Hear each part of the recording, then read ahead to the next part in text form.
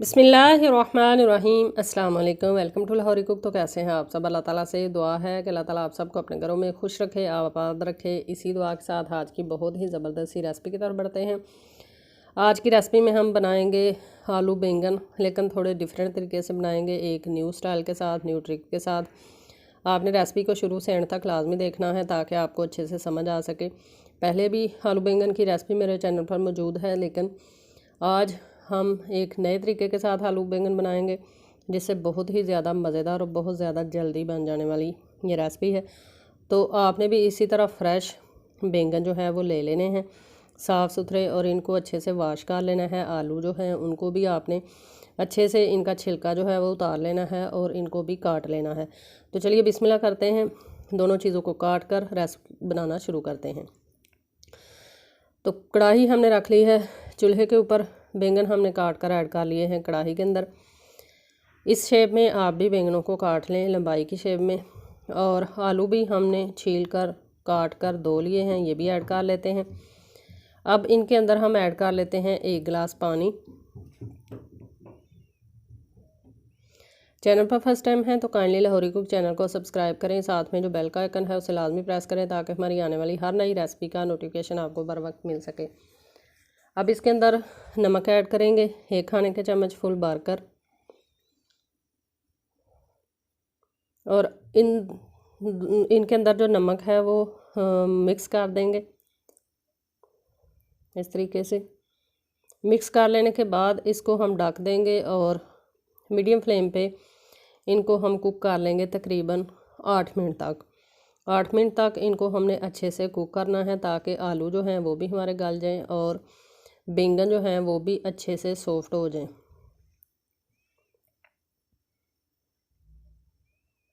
तो 8 मिनट तक हमने बैंगन जो हैं वो कुक कर लिए हैं, आलू भी। तो अब चेक कर लेते हैं कि आलू और बैंगन जो हैं वो अच्छे से गल चुके हैं कि नहीं। इस तरह आप भी रेसिपी बनाएंगे तो आपकी रेसिपी भी बहुत ज़्यादा मज़ेदार बनेगी। तो आलू भी हमारे गल चुके हैं और बैंगन भी टोटली गल चुके हैं, बहुत ज़्यादा सॉफ्ट हो चुके हैं। अब चूल्हा जो है वो बंद कर देंगे और इनको निकाल लेंगे एक बर्तन के अंदर। और कढ़ाई जो है इसको हम फ्री कर लेंगे। इसी कढ़ाई के अंदर इनका मसाला हम रेडी करेंगे जिसके अंदर हमने आलू और बैंगन को कुक करना है। तो चलिए फटाफट से आलू बैंगन जो हैं वो एक बर्तन में निकाल लेते हैं और कढ़ाई को फ्री करके इसमें मसाला शुरू करते हैं। कढ़ाई हमने निकाली है फ्री।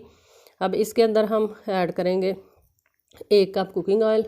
कुकिंग ऑयल जो है जैसे ही हमारा गर्म हो जाएगा इसके अंदर हम अदरक और लहसुन का पेस्ट ऐड कर लेंगे इस तरीके से। अब गोल्डन ब्राउन कलर होने तक हमने अदरक और लहसुन के पेस्ट को अच्छे से फ्राई कर लेना है ताकि अदरक और लहसुन की जो स्मेल होती है, ज़्यादा लहसुन की स्मेल होती है, उसको फ्राई इतना हमने करना है कि वो स्मेल जो है कच्चेपन की वो ख़त्म हो जाए। और अदरक और लहसुन का पेस्ट अच्छे से हमने कर लिया है फ्राई। देखें कितना प्यारा गोल्डन सा कलर आ चुका है। अब इसके अंदर हम ऐड कर लेते हैं प्याज और टमाटर। 3 अदद प्याज और 3 अदद ही टमाटर जिसको मैंने चॉपर के अंदर ऐड करके चॉप कर लिया है, ये ऐड कर देंगे। मसाला जो है वो अलग अगर हम फ्राई करेंगे और बैंगन और आलू को अलग बॉयल कर लेंगे तो यकीन करें ये बहुत ही टेस्टी और बहुत ही यूनिक सी रेसिपी बन जाती है जिससे इसका टेस्ट जो है वो भी कहीं ज़्यादा बढ़ जाता है।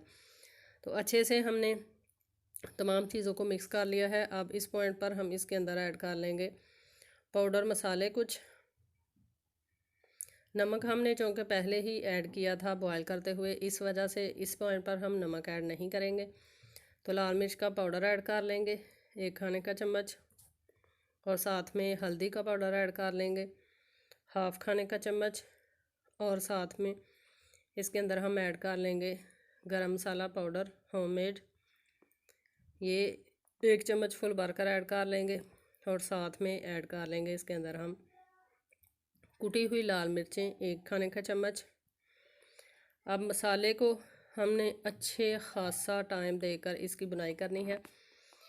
अगर आपको लगे कि मसाला जो है वो जल रहा है, कढ़ाई के नीचे लग रहा है, तो थोड़ा थोड़ा पानी ऐड करते जाएं और मसाले की अच्छी खासी बुनाई करें। तो मसाले की हमने बहुत ही अच्छे तरीके से बुनाई कर ली है।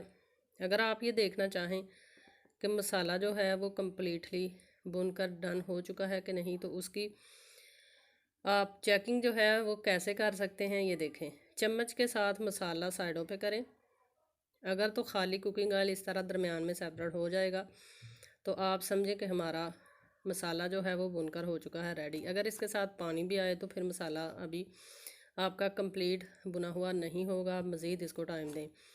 साथ में हमने 5 सब्ज़ मिर्चें ऐड कर ली हैं जिसको हमने दरमियान से काट लिया है, और 1 से 1.5 मिनट तक हम मिर्चों की भी बुनाई करेंगे। इससे ज़्यादा इसको भूनने की ज़रूरत नहीं है।